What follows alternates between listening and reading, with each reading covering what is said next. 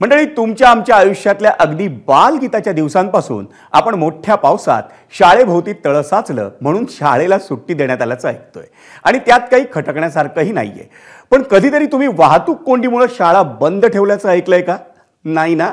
मग आमचा कल्याणचा प्रतिनिधी सुरेश काटेचा हा रिपोर्ट पहा। वाहतूक कोंडी, शाळेला दांडी।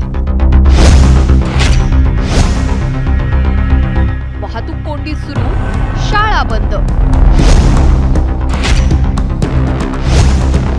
शाळेभोवती तळ साचून सुट्टी मिळेल का असं म्हणण्याऐवजी शाळेसमोर ट्रॅफिक होऊन सुट्टी मिळेल का असं म्हणण्याची वेळ विद्यार्थ्यांवर आली आहे। ऐकताना थोडी अतिशयोक्ती वाटेल, पण हे खरंय। डोंबिवलीतील विद्यानिकेतन शाळेला वाहतूक कोंडीमुळे 2 दिवसांची सुट्टी जाहीर करण्यात आली आहे। कल्याण शिळ रोडवर होणाऱ्या वाहतुकीचा फटका हा विद्यार्थ्यांना बसतोय। विद्यार्थी वेळेत शाळेत पोहोचू शकत नसल्याने शाळेला सुट्टी देण्याची वेळ आली आहे। 2 वेळा शाळा एक सेशन बंद ठेवलं होतं। याचं प्रमुख कारण म्हणजे बहुसंख्य वाहन चालकांचं बेशिस्तपणे वाहन चालवण्याची पद्धत आहे। दुसरी गोष्ट म्हणजे वाहतूक कर्मचाऱ्यांची कमतरता आहे। तिसरी गोष्ट म्हणजे इथे काही ना काही रोडची कामं चालू आहेत आणि चौथं जे डोंबिवलीचं एक दुखणं आहे, खड्डे। ह्या सगळ्याचा परिपाक म्हणजे कोंडी होते। वाहतूक कोंडीची अनेक कारणं आहेत। कल्याण रोडवरील मेट्रो स्टेशनचं काम, सिग्नल यंत्रणेतील बिघाड, काही रस्त्यांवर सिग्नल न बसवल्यानं वाहतूक कोंडी, चुकीच्या दिशेने वाहन चालवणे, या सगळ्या कारणांमुळे वाहतूक कोंडी होते, ज्यात विद्यार्थ्यांची स्कूल बस अडकून पडते।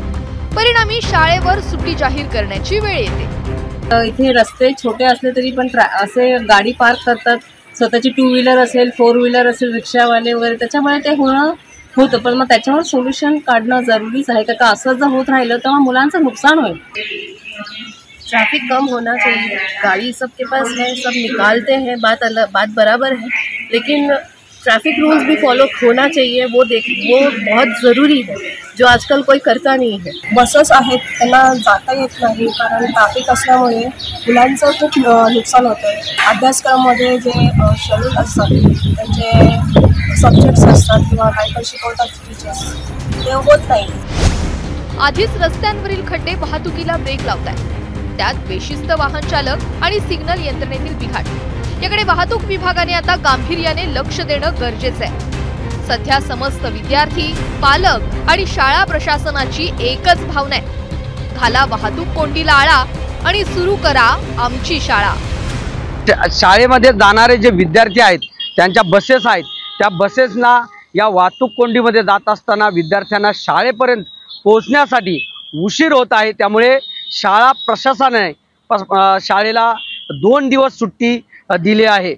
कॅमेरामन योगेश घावटेसह सुरेश काटे, एबीपी माझा, डोंबिवली।